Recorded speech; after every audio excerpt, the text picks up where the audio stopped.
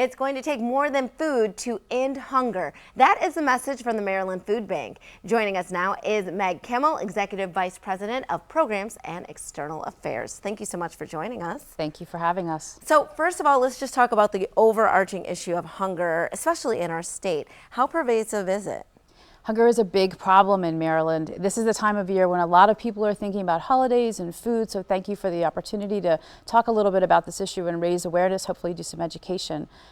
650,000 people in our state are food insecure. We're a state of just over 6 million people. So that's 1 in 9 Marylanders who don't always know where their next meal is coming from. Wow. And I think it's important to note, too, that we are all hearing good news around jobs and economic growth, but it's important to note that that doesn't apply, those statistics don't apply to the people who rely on the Maryland Food Bank. Got it. And so right now, many of us are thinking that we want to help our neighbors in need, and this is the time that we're thinking about it. But the Maryland Food Bank, it's special. There's something that sets you apart from other food banks. Describe that. Thanks. That's a great question. We're celebrating a 40-year anniversary this year. In 1979, our organization was founded by a woman named Ann Miller in her garage in Baltimore City. Oh, wow. Just did that all on her own initiative. And so 40 years later, we are now the food assistance safety net for the state of Maryland. And what does that mean in terms of what you provide, not just this time of year, but all year long, because this is an ongoing issue?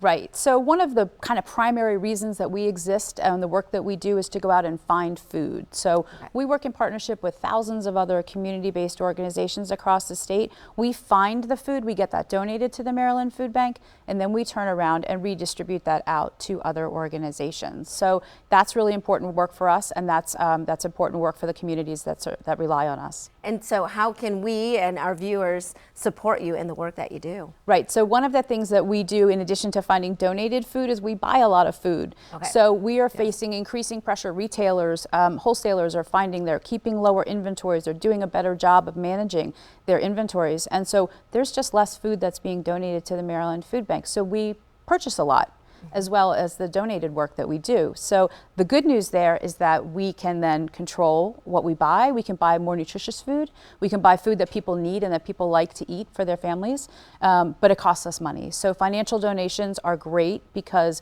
we'll turn around and use a $1 donation to, for example, buy enough food to provide the equivalent of 3 meals. So we basically can triple the impact of all the financial donations that come into the food bank. That's amazing. And so where can the financial donations be made? Do you go online? Can this be done at stores? Where can we do it? So we're fortunate to have a lot of retail partnerships. So if you see those checkout campaigans, please contribute there because we love those. Lots of times it's just sort of as easy as rounding up, right? Exactly, exactly. And those are great partnerships with us, with those retailers. And then we have a website, which is mdfoodbank.org.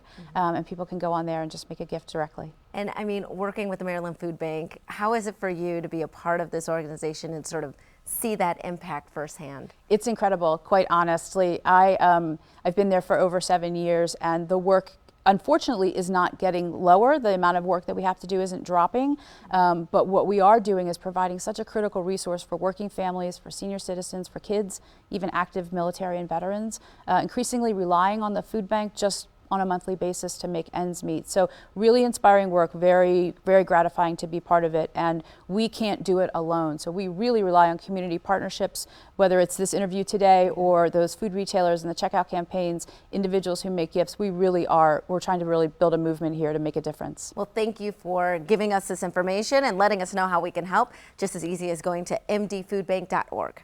That's All right. Thank you so much for being here. Really appreciate it. And we'll be right back with more Midday Maryland right after this. Stay tuned.